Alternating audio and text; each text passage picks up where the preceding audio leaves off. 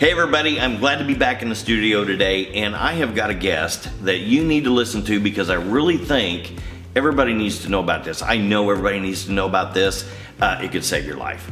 So in the studio today, I have my good friend Stacia Kolbeck, and she is a licensed radon tester. And tell them about yourself, Stacia. Mark, I have been testing for about 7 years now. I did it originally on a part-time basis. I bought one monitor and went to work. 7 years later, I now have 13 to 15 machines and do this testing full-time.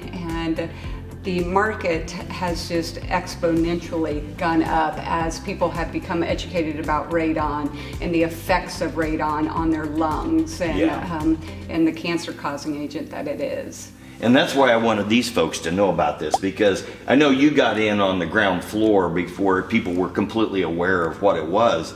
But as I have become more educated, and you've taught my agents in the office and stuff, I have been amazed at how much of a health risk it is. And so can you tell us about radon real quick, Lion? Sure. So radon is a radioactive cancer-causing agent. It is found in the soil. It's a very light gas, and so it comes up through the soil and gets into the homes through cracks and crevices, any type of a plumbing. But the problem is when it's outside, radon will dilute itself. When Diffuse itself in the air. When it's in your house, it actually begins to build up.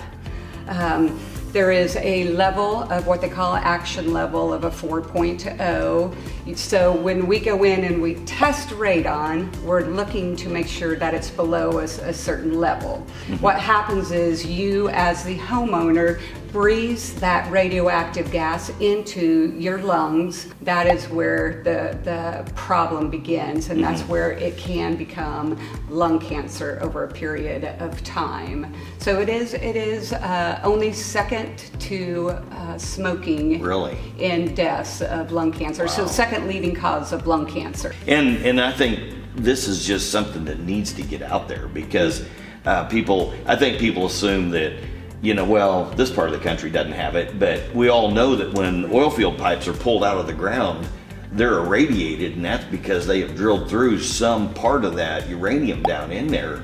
Right. And the same thing is drifting up as it breaks down up through the soil into our homes. And so how's Kansas compared to the rest of the United States? So, well, first of all, you're correct. There is radon, high levels of radon in every single state has been tested. Kansas is, right now it runs at about 39% of the homes will test high for radon. So somewhere between 2.5 and 3 homes for every 5. So it is high. Something that people like to ask is, if I live in southeast, Wichita, is it high? Northwest Wichita, is it high? It does not, you cannot say one to the other. You just have to test. The thing about radon is you can't see it, you can't taste it, you can't smell it. The only way to detect is to test for it. And there's not any section of Wichita that I could ever say, don't worry about that, it's not going to be, or Augusta, or... Right. Well, in my own home, for instance, mine was less than 2 points, I believe. Mine was really low. But it doesn't affect houses that don't have basements, right? No, that's a myth, Mark. Oh. So any house, radon will run like a snake, which is why some houses, one house will have it, the next house will not. However, if you have radon underneath your home, it is going to get in, period. No home is perfectly sealed. So there's going to be cracks, crevices, plumbing that, again, radon comes up, it rises, and so even though you have a slab home, you still are going to have cracks in that cement. You're going to have plumbing that light gas can get in through. So yes, I tested, again, nothing over a 4.0. Do you want anything from 4.0 on is dangerous. And I just, not that long ago, I tested a slab home and it came in at a 17.3. Wow. So yes. No basement and still high. No basement. And crawl space the same way, just You are So- correct. My own home was brand new, model home, and it came in at an 18.3. Everybody wants to know about the test, how big a machine do we come dragging in? And I see that you brought one in here. Can you tell me about it and how this is going to affect their life? Sure, Mark. So this is an example of the box that we set in the home. I usually set it on a tripod, but we come in, we place this box, we push a couple of buttons. It takes us all of maybe 3 minutes. Oh, yeah. And we leave, it sits there. With the only thing we ask, don't disturb it, and that is basically it.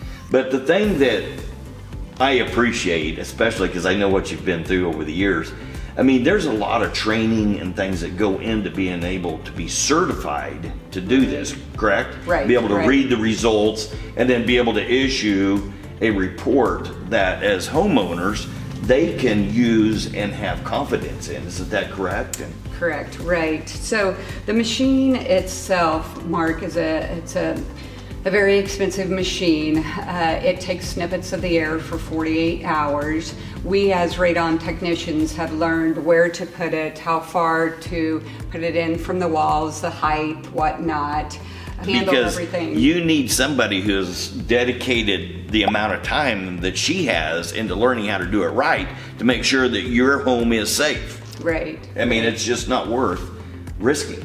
Right. It's just not costly at all. In my And opinion. again, for real estate deals, it is state mandated that you must have a certified radon technician come in and set this up. But the bottom line is, it's not scary. I'm not going to come in and make you stop your life for 48 hours for me to test. I'm going to come in, set this up in the correct place. I'm going to run it for 48 hours. You go ahead and live your life as normal. The only thing is we say keep your windows shut because you want, you want a good test Right. to it. But other than that, everyone can conduct their lives as normal. I got another question for you here. Okay?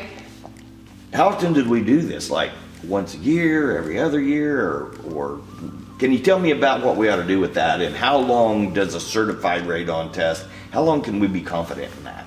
So you are correct when you said once a year. EPA says that you should test. If you do not have a mitigation system, you should test once a year. I would suggest that you test on an off season because radon, again, is a very light gas. It's easily fluctuates. So if you tested the first time during the summer, I would say test in about a year and a half during the winter so you can get different seasons Okay. there. And then if you do have a mitigation system, they say you should test every 2 years. Really? Right. I did not know that. That's good information. So bottom line, just get it tested. Right. I mean, Test, fix it. we Yep. don't smoke cigarettes because we don't want to deal with the lung cancer. Test your home to make sure. Right. It's just as easy as that. One Why easy not be safe? step, right, Yeah. to help one of those cancer-causing agents to be dispersed. Yeah. Yeah. Okay, so let's say that we get the test back and it's a little bit high. So no problem, you have some good licensed mitigators that you can recommend them to. Is that You correct? betcha, you betcha. SLK only does testing because we feel that's pure, and then there's going to be no question about our Right. test that we don't want to come in and fix it. But we do have a list of several good mitigation companies that have been, proven to do a good job. Sure. So after we've talked about this and we've made all these folks aware of how important it is and how they need to make their home safe, can you tell us how we can get a hold of you and get the ball in process? You bet. So our company name is SLK Radon. The office number is 316-655-3505. And somebody's answering the phone mostly 24/7. Okay. So yeah, just call and schedule an appointment. It's a 48-hour test. Come in, drop the machine off, come back 2 days later and pick it up for results. Stacia, I want to thank you for coming in. I'm sure the viewers have really appreciated this information. I know I've learned. I thought I knew something, but you've taught me some more today. You knew something, Mark. Anyway, I'm excited that you were here. It was really a blessing to have you here. And, I'm really hoping you come back. Well, thank you, Mark. I know Yeah, you're a I'd love to. you got a lot of talent. So love to. maybe we got some other topics we can talk about. So Hey, I want you guys to send me questions. Send questions for Stacia too, so we can bring her back. We will address those. And I really want to thank you for watching us today. And we will catch you later. Keep your home safe and have a blessed weekend.